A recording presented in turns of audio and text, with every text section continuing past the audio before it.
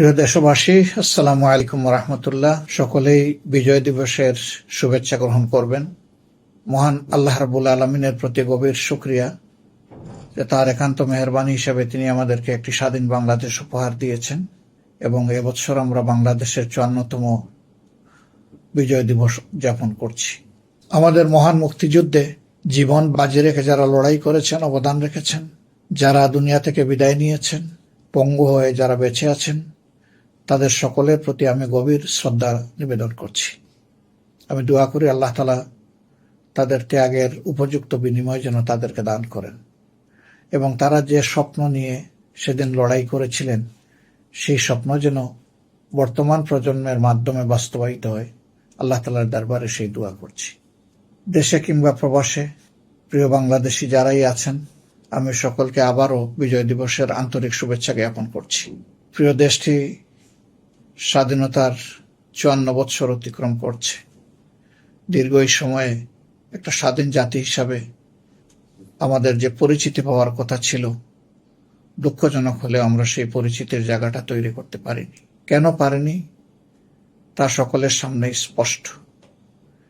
একটা জাতিকে গঠন করার নেতৃত্ব দেওয়ার দায়িত্ব থাকে রাজনৈতিক দলগুলোর উপর, বিশেষ করে যারা সরকার গঠন করেন, পরিচালনা করেন।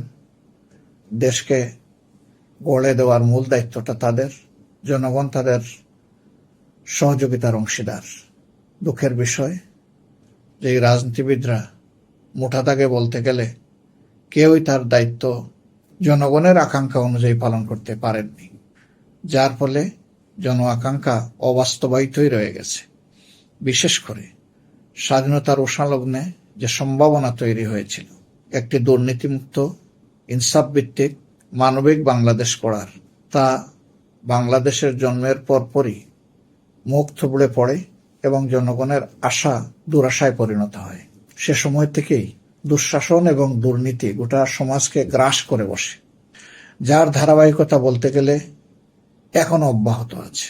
দুর্নীতি এমন এক ভয়াবহ আকার ধারণ করেছে যে সমস্ত মানুষ এর দ্বারা ক্ষতিগ্রস্ত হচ্ছেন। একজন নাগরিকও দুর্নীতির সুবল থেকে রেহাই পাচ্ছেন না। দুঃশাসন গত 15 বৎসরে 15.5 বৎসর যারা শাসন করেছিলেন তাদের সময় ইতিহাসের সর্বোচ্চ সীমায় উপনীত হয়েছিল। সেই দুঃশাসন থেকে আল্লাহ তাআলা 24-এর গণ আন্দোলনের মধ্য দিয়ে, গণবিপ্লবের মধ্য দিয়ে জাতিকে মুক্তি দিয়েছেন। আরেকবার আল্লাহ তাআলা শুকরিয়া আদায় করি। আমাদের সামনে নতুন দেশ গড়ার হাতছানি। আগামী নির্বাচনের জন্য গোটা দেশবাসী প্রস্তুত হচ্ছে। আপনাদের প্রিয় সংগঠন জামাত ইসলামী আপনাদের দোয়া, ভালোবাসা, পরামর্শ নিয়ে প্রস্তুতি নিচ্ছে। এই নির্বাচনের মধ্য দিয়ে এমন একটি শক্তি সামনে নির্বাচিত হোক আমরা প্রত্যাশা করি, যাদের হাতে বাংলাদেশের জনগণের জীবন, সম্পদ এবং ইজ্জত রক্ষা পাবে। সেই আমানতদারি রক্ষা করে তারা দেশ পরিচালনা করতে পারবে সততা এবং স্বচ্ছতার সাথে।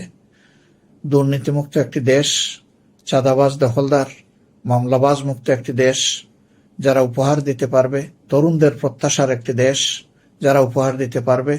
তরুণদের স্বপ্ন বাস্তবায়নে যারা দায়িত্ব নিয়ে কাজ করবে, এমন একটি দেশ যারা গড়ে দিতে পারবে।